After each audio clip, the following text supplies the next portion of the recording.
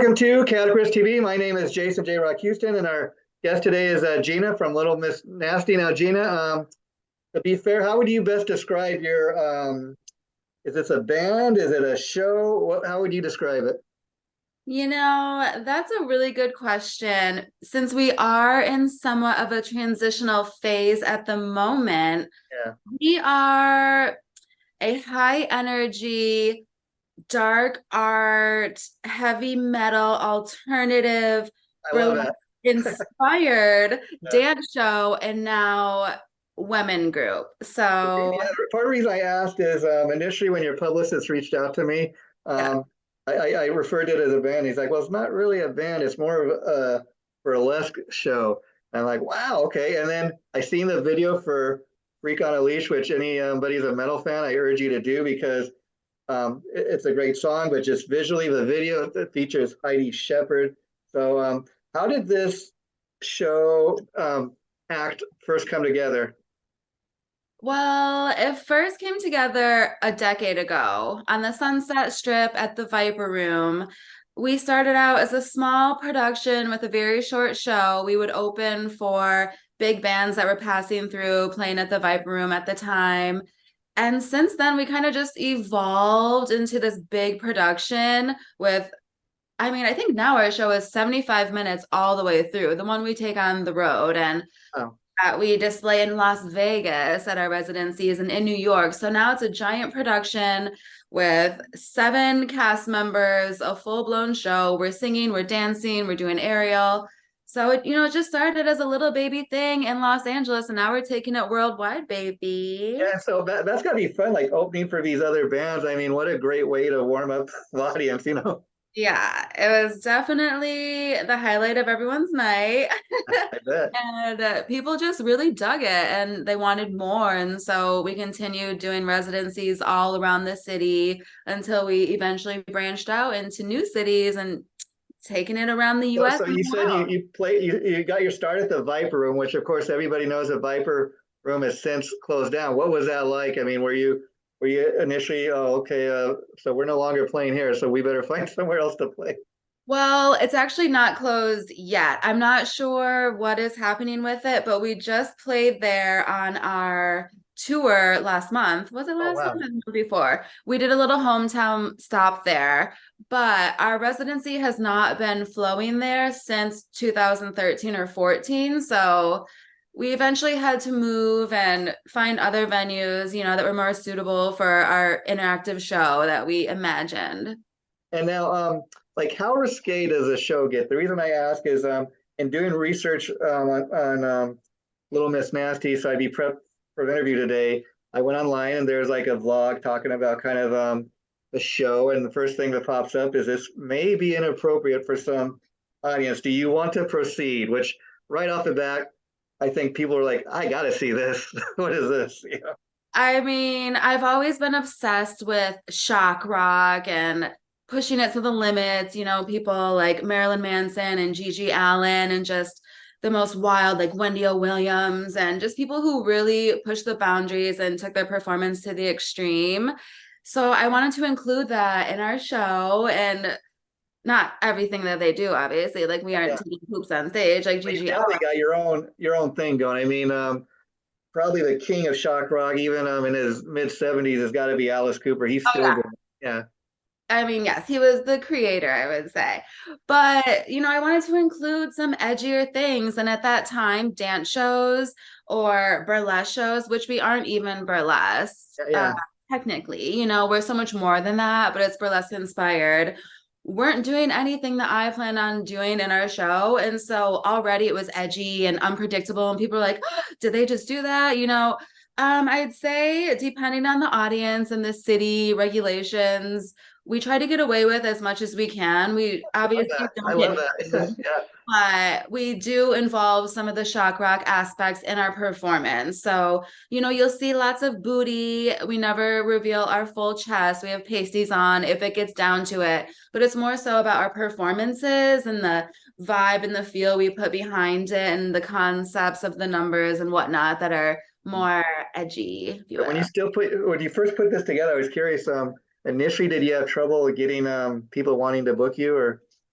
No, actually, they would book us and then kind of be shocked when we performed, like, but Oh, it's interesting because, we're kind of having issues here and there in Las Vegas, which is Sin City, the you entertainment think? capital of the world. There's multiple topless shows, there's strip clubs around every corner. Yeah. Our particular venue right now is in a zone where you cannot show any sort of skin, any Oh, upper boob, any booty. So we kind of found a little way around the madness with body painting ourselves skin color so we can still perform and take off what we want to take off. And the audience is fooled. They think we're topless with pasties, but we're actually painted. So it's like tricky little things. Cities have their regulations and we're just adapting as we go, but we I think never it's, you hold know, back. to be honest, when the publicist reached out to me and I checked out some of the videos and stuff, I really didn't know what to suspect, which is part of the reason I love doing this because I think just what you described, I think I'm almost guaranteed probably no two shows are just alike. And I think what makes this so cool is that you compare it to those other shock rock acts, but I think what's cool about this is you have a female version. Yeah, exactly. And we want to show the world, our audience, anyone who wants to get inspired by Little Miss Nasty, that women can rock as hard as the men. And we aren't afraid to be, this sort of outrageous, beastly character on stage because you would expect most female dance shows or whatever to be very feminine and polite and sexy and beautiful, which we are at some points. But then another part of our show, we are very animalistic and hardcore and thrashing and going off as if we are the lead singer of Slipknot, or you know what I'm saying? We embody these personas of any And male. how does the audience react? Do they ever try to get like too grabby or? Well, we do have rules that we state in the beginning. It's this voiceover that kind of goes over the flow. We can fuck with you, but you cannot touch us unless we make you. So there's kind of like this dominating theme of we run the night and you will obey and sit there and watch. But if we grab your hand and we want you to touch us somewhere, you must. And so you're kind of in control of Little Miss Nasty once you enter the Little Miss Nasty zone. And Even the and name that Little you're Miss out. Nasty, you really don't know what to expect. It's like, what is this? I can't wait to go see, Yeah, you have to come see soon. And now you were mentioning you were confused, like, are we a band? Are we a show?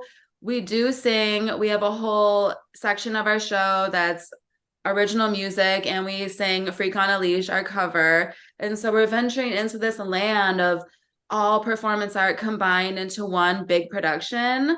So Do it's you really consider cool. yourself, Gina, do you consider yourself a singer? Because you're the one constant I see in all the videos. So are you a performer? Are you a singer? Yeah, well, I have a background in singing and dancing. I also have a side project, my own band that I front called Gina and the Eastern Bloc. I was And gonna ask because I know I seen that it said like featuring Gina in the Eastern Bloc.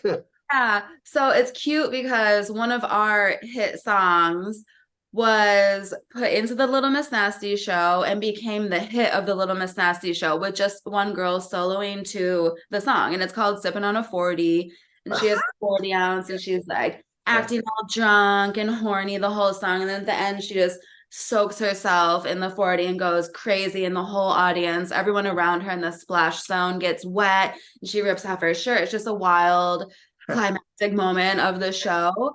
So, that kind of started the urge to involve more singing in Little Miss Nasty because I'm like, fuck it, I can just sing while she's. I love the fact that you combining the performance part with the music. I mean, it makes sense.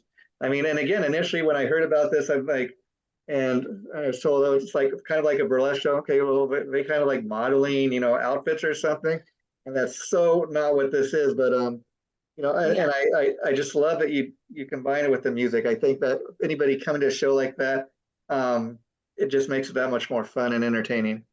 Oh, for sure. And especially when we're booking tours across the United States and talent buyers or promoters are like, well, what is it like?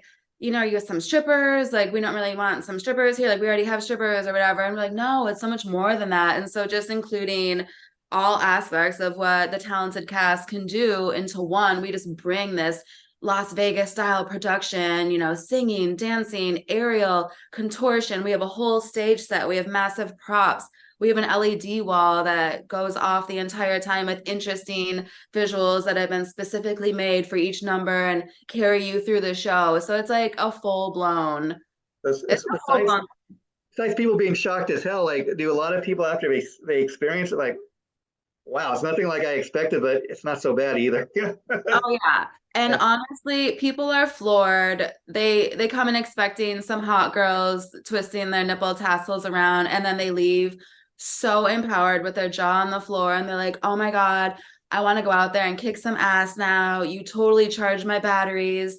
And you'll be shocked to know that it's like 80% women lined up, screaming their faces off in the front, sweating, crying, fiending for Little Miss Nasty. Just, we have taken this thing and made it almost for women. I mean, obviously men are there and they love it too, but sometimes the girls are dragging their husbands out, like, you have to come see this.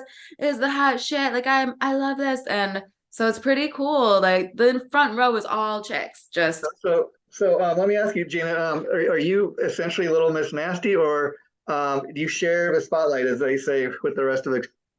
Oh, I definitely share the spotlight. I am the creator, the woman behind everything, and it's been my baby since the very I beginning. think that makes sense. I mean, you're a great visual. I mean, you're not exactly an old hen, so I think anybody come and show. I mean, just talking to you, I'm like, wow, you know. Ah, you sweet. But honestly, each girl and woman who comes into my company, they are all individual, unique artists that have so much to give. And so I feature every single woman to Yeah. the fullest. I give her the spotlight. Some of these girls are now co-choreographing some numbers in the show. And so it really is a unit of just the most badass, beautiful artists I can find in all these major cities. And we come together and put on the best show possible. And again, you're still pretty young, but being that you're the creator of this and everything, and as popular as this obviously is, you ever see a day when maybe you do get a little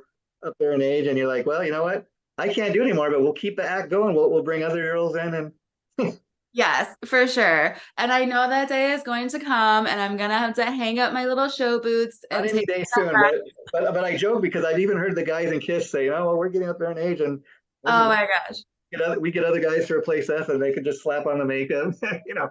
I mean, it's a little bit different. This show is so Sure. athletic. And, you know, when you do get older, your body, I've been performing my entire life and doing hardcore gymnastics, dance, like you name it. Yeah. It's not going to last forever, you know? Like, But I think the point that I'm trying to make is, being that you're a creator, you don't just want to give it up either. You know, you want to no. eventually keep it going and maybe say, okay, well, I'm the one that started. We'll keep it going. Yeah. Oh, this is going forever. As long as I can have this Yeah. continuing, even without me, I'm so fine with that. I have younger girls coming in right now. I just had rehearsal earlier today with someone, you know, 10 years younger than me. And I'm breeding up, you know, the next round of women to carry this on and on. So we really want this to be a universal brand and a household name in a way, you know, kind of like Playboy or I don't know. You know, Playboy, I mean, it's funny you bring that up, but I mean, just to see what Playboy once was, I mean, it no longer exists. I mean, and even in my childhood, that was a big thing. I remember when they started, a long time ago, they had the Playboy clubs, and then it got to where they had the Playboy cable channel and just different entities in the magazine.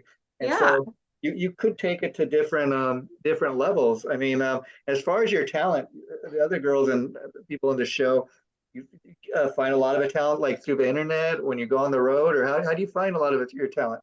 Yeah, so I'm based in Los Angeles and there's a strong dance and performance community out here. Everybody comes from towns all around the world to make it in LA. So the best of the best are here, which is easy to post. I'm holding an audition, and all the girls who dream to be in Little Miss Nasty show up.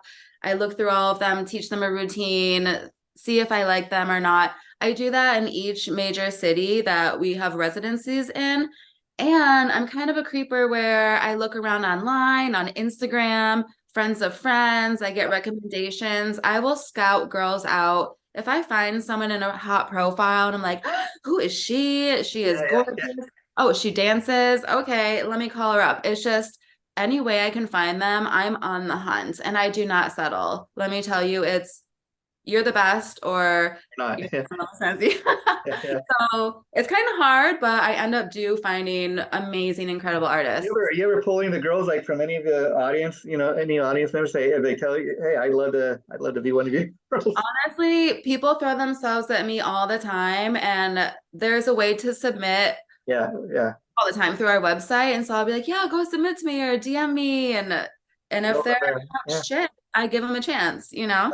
Let's talk about some of the videos of music. One of the ones I really loved was Hungry. I mean, Cute. some video. Is like so. Might you perform that during the show, or do you come out Yeah, and sing it? Or? we haven't done that one in a while because we're in the studio currently polishing up a handful of songs. We almost have an album complete. Will So there we be a kind of physical been album people making can them up. buy down the line? We Oh have a yeah. oh, cool. Yeah. So, like you said, for this to continue to evolve and grow forever, we have our music. We're about to either drop a full album or trickle them out in singles, but we've been performing some of our new songs on the down low that aren't even released in our live shows. But we also have a cartoon that we dropped. And so we're really like I was venting. reading about that. Wow, Yeah. X-rated. So we have an episode one out now, and it's on this network called Reverie. Um, Go check it out. We You might definitely like. will. And let me just say about the music. I'm an old school guy, maybe because of my age, but I used to go buy records and music at the record store. A lot of people don't even know what that is these days, but and a lot of bands are doing it kind of like you said, releasing a song at a time. But I think when you get like 9 or 10 or 11 songs, then maybe you could release an album. And I think as you do these shows, have physical copies. Not everybody buying physical CDs, but people going to shows, they will. You have it Yeah. on a merchandise table. And like me personally, if I came to a show and you had a CD, I'd buy it and leave a Hmm. show and listen to it on my way home. That's just Yeah. that's just me. But I do think you'd be able to kind of merchandise and maybe we probably do have like I'm sure Little Miss Nasty t-shirts, but I mean that's just one area you could take this. I know. And interesting enough, on our last tour, we just did a 3-week run across the US. Everybody was asking for CDs at merch, and our merch girl was like, "Do you guys have CDs? Like, you have to print one out." And we're like, "No, we don't." But we will for the next tour for sure, because I do know a bunch of people in all the cities around are still bumping CDs and want a physical copy where they don't have to, you know. I think that speaks volumes about what you're doing, with Little Miss Nasty for a simple fact that, are you a band? Are you not? Are you a show? And the fact that people go and see a show like this and they're like, they love the music so much. Hey, you have a CD, you have a CD. So I think the audience has spoken and they're telling you, Gina. Yeah, I mean, it's like you can see a show and you're in that moment, living, thriving, sucking it all in. But once it's done, it's done. Music lasts forever. You can go relive that track in your head and be like, Imagine 30 years from now, somebody playing your CD of this music. I mean, we talk about, like, I look back all the time on, my favorite band, my favorite album that came out 30 years ago. And 30 years later, it means something to people. oh, for sure. I bump the same stuff constantly. I'm like, you know. Yeah, yeah, I know. So I'd love to when you drop an album or something, or you have some more songs.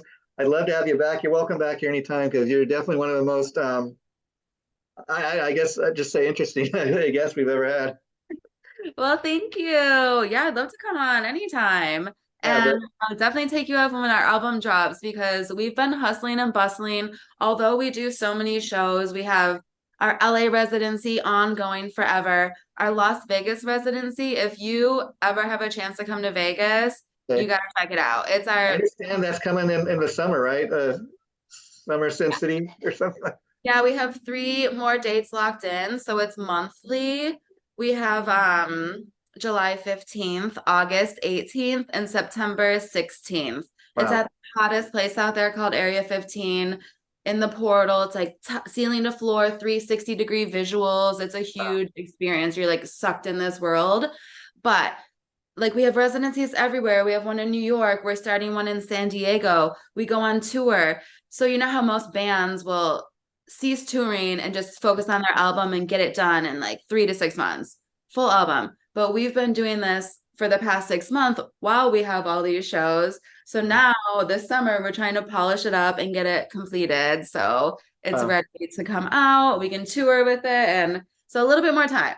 And how involved are you with the cartoon? Like, I have to go check it out, I guess. But like, is it like animated versions of you, or what For the exactly? cartoon? Yeah. Yeah, it's so cute. And like our boobs jiggle, our asses move. It's campy, but there's a little storyline. What It's I dig about this, to be honest, there probably hasn't been anything like that, I dare say, since the demise of Playboy. I mean, I don't even want to compare it to porn because that's definitely not what this is, you know?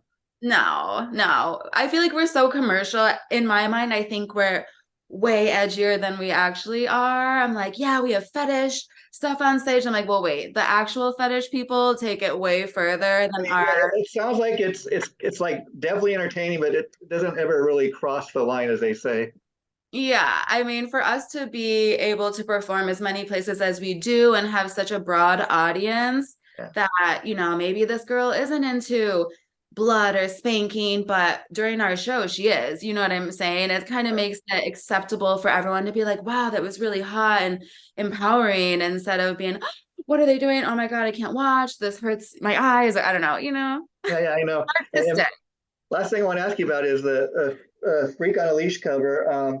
How did you guys decide to do that? I mean, whose idea was that? And talk about getting Heidi Shepard of all people, because I think you and her in the video together just, it was great. It was super cute. Our manager and co-producer, Mark Jordan, he also produces our music. It was his idea. He's like, "Ooh, let's make this nasty kind of trappy hip hop version of Freak on a Leash with this massive ending, and we'll have someone feature on it and scream her face off." And I was like, "Let's do it." And so I recorded all my bits. We had a demo. We had a short list of stars we wanted to feature on it. And Heidi came through and she was more than eager.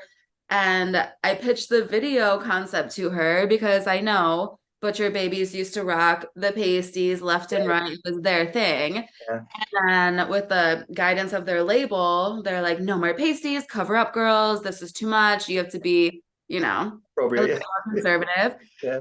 And so I was like, okay, how do you feel about, getting into pasties and I'll smear black paint all over you? And I just had this whole erotic concept of like your sexual demons taking over you. And it's like your dark passengers and your It came through. fantasies. It came through, and the Yeah. best compliment I can give you is, as great as Heidi Shepard is in the video, you two complement each other. It's not like she hogs all the spotlight, or I think you guys complement each other. Aw, thank you. So And the beautiful thing about the Butcher Babies, why they're one of my favorite bands, is you're right. Visually, what they do, I mean, that's how they got their start doing stuff like that. And now even though they cover up just a little more, they're still great at what they do. oh, for sure. No, they are queens. We adore that.